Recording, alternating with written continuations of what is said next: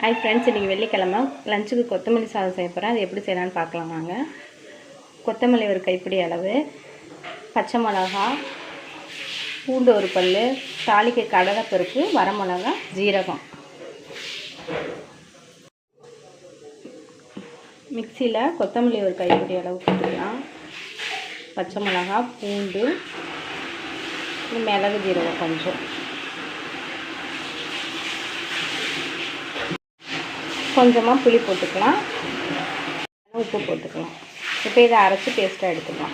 இந்த மாதிரி அரைச்சி எடுத்துக்கலாம். நான் கொஞ்சம் தண்ணி ஊற்றிட்டேன், நீங்கள் கொஞ்சம் திக்காகவே அரைச்சிக்கலாம். வாங்க தாளிக்கலாம். எண்ணெய் ஊற்றிக்கலாம்.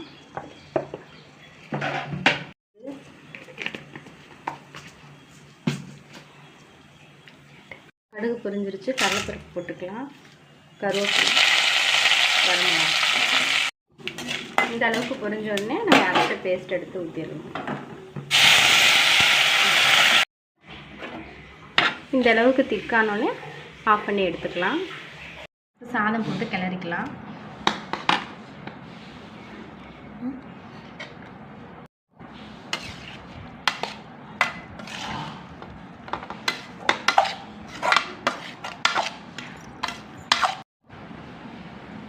ஓகே ஃப்ரெண்ட்ஸ், ரெடி ஆகிடுச்சு. இந்த வீடியோ பிடிச்சிருந்தா மறக்காமல் லைக் பண்ணுங்கள், ஷேர் பண்ணுங்கள், கமெண்ட் பண்ணுங்கள்.